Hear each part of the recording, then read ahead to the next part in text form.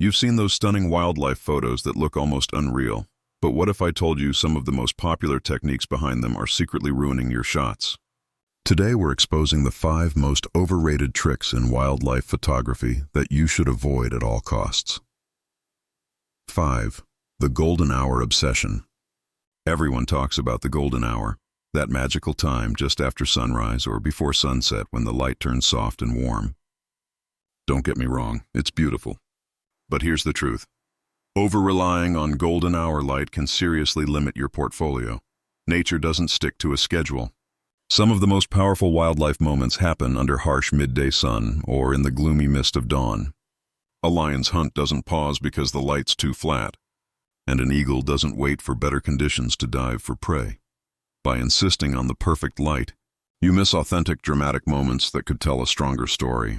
Harsh light can highlight textures, the rough skin of an elephant or the glint on a crocodile's scales. Shadows can add mystery. Even cloudy days can create a soft, cinematic mood. Better alternative, learn to use any light you get. Practice with exposure compensation, experiment with silhouettes, and use shadows as compositional tools. Great wildlife photographers adapt. They don't wait. Overusing super telephoto lenses. Every beginner dreams of that 600mm monster lens, the kind that costs as much as a small car. The logic seems simple. Longer lens, closer shots, better results. But in reality, overusing super telephoto glass can make your photography feel distant, literally and emotionally. When you zoom too much, you isolate the animal but lose its environment. You strip away the story. Wildlife photography isn't just about the creature. It's about its world. A fox isn't just fur and eyes. It's the frosty grass it walks through, the fog around its den, the landscape it belongs to. Why it fails. Super long lenses can also distort perspective and compress depth, making images look flat. And let's be honest, hauling a 10-pound lens through mud, humidity, or rainforest terrain isn't exactly practical. You end up exhausted and your shooting opportunities shrink. Better alternative. Try stepping back. Use a 200mm or 300mm lens to show more context. Tell the story of the animal and its surroundings. Some of the most award-winning wildlife photos aren't tight close-ups. They're environmental portraits that blend animal and landscape beautifully. Bait and weight. Photography, this one's controversial. Some photographers use bait, food, sounds, or scents to lure animals into range. The idea is simple. Control the environment, get a cleaner shot. But here's the problem. You're not capturing wildlife anymore. You're creating a staged scene. Wildlife photography is supposed to document natural behavior, not manipulated moments. When you introduce bait, you risk changing the animal's habits, putting it at risk, or even attracting predators to areas they shouldn't be in. Worse, in some countries, it's illegal. Why it fails. The best wildlife images show genuine interaction, raw, unpredictable behavior. When you bait, you remove the essence of discovery. You get a technically good shot, but a story that feels hollow. Better alternative. Study animal behavior. Learn patterns, feeding times, and movement routes. Patience beats bait every time. When you finally get that shot naturally, it's worth 100 times more. 2. Spray and pray. Shooting, you've probably heard this one. Shoot in burst mode. Take hundreds of frames and hope one turns out great. It's common advice, especially with fast-moving subjects like birds or predators in action. But here's the reality. It's lazy photography. When you rely on high-speed bursts, you stop thinking intentionally. You're not composing. You're gambling. And when you dump 5,000 images onto your hard drive, you spend hours, sometimes days, just sorting through near duplicates. Why it fails. Burst shooting can fill your memory cards and batteries fast, and it teaches you nothing about timing. The best wildlife photographers know how to anticipate a moment, not stumble into it by sheer volume. Better alternative. Switch to single shot or short bursts. Train your timing. Watch how animals move, how they signal before an action, like the subtle crouch before a leap.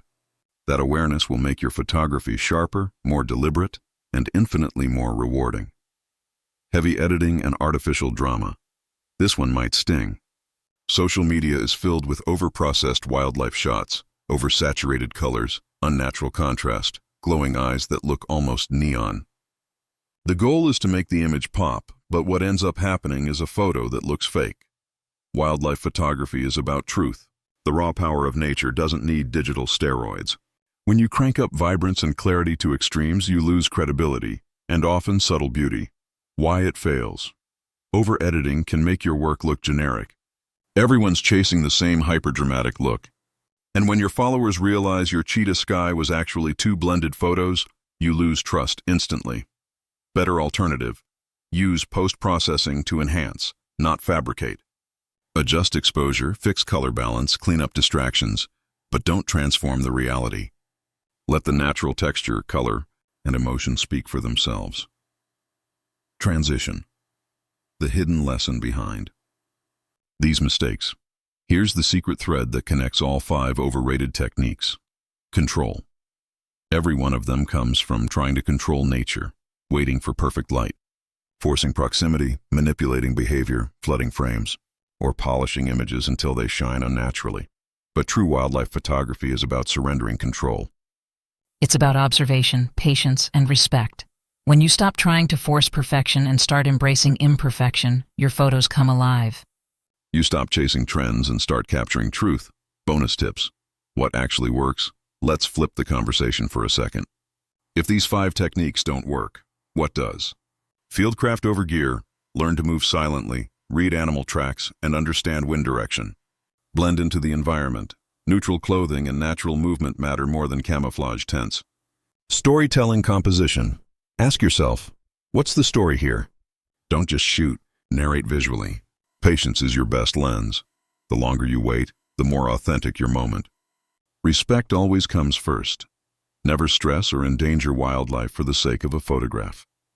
Those are the habits that separate a casual shooter from a true wildlife artist. Real-world examples. Optional section for voiceover expansion. Let's bring these lessons to life with some real examples you can visualize as a viewer. Example 1. Photographer E. Spends hours waiting for golden hour light on a savanna. He leaves disappointed because the sky turns cloudy. Meanwhile, photographer B stays put, adjusts her exposure, and captures elephants walking through mist, creating a haunting, timeless shot that wins awards. She didn't chase the light. She embraced the moment. Example 2. A beginner proudly buys a 600mm lens, trying to get frame-filling portraits of birds. But all the shots feel flat and isolated. Another photographer uses a 200mm lens and captures a heron fishing with reflections of the reeds and water ripples. Suddenly, the image tells a story. Example 3. One photographer tries baiting a fox for a shot. It approaches cautiously, grabs food, and leaves. The photo looks sterile. Another waits 3 evenings in the cold and captures the same fox emerging naturally at dusk, curiosity glowing in its eyes. Authenticity always wins. These aren't hypotheticals. They're the difference between photography that's forgotten and photography that's remembered. Narrative interlude, voiceover suggestion, slow, reflective tone. Wildlife photography isn't about control, it's about coexistence. It's about waiting quietly as the forest wakes up. It's about the heartbeat you feel when you lock eyes with an untamed creature. It's about respect for the animal, for the light, and for the land beneath your feet. Every click of your shutter is a choice. And the best photographers choose truth over trends. Summary recap. Quick review for audience retention. Let's recap the 5 overrated techniques you should avoid in wildlife. Photography. 5. Don't obsess over golden hour. Learn to shoot in all lighting conditions. Don't hide behind massive telephoto lenses. Capture context, not just close-ups. 3. Don't bait or manipulate animals. Earn your shot naturally. 2. Don't spray and pray. Time your shots with intention. 1. Don't over-edit. Let nature's truth shine through. These aren't just photography rules. They're ethical and artistic principles. They'll not only make your images stronger, but also deepen your connection with the natural world. Part 3. Outro. Tone. Calm, confident, inspiring.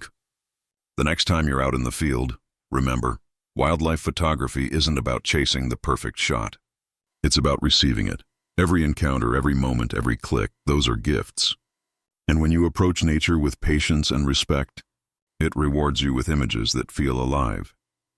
If this video helped you see wildlife photography in a new light, Hit that like button. It tells the algorithm that you value real, ethical photography. And if you want more tips on mastering wildlife composition and fieldcraft, make sure to subscribe and turn on notifications so you don't miss future videos. Drop a comment below and tell me, which of these overrated techniques have you fallen for before? I'd love to hear your story, and who knows, your experience might help another photographer avoid the same trap. Thank you for watching. Stay patient, stay curious, and as always, shoot wild, shoot true.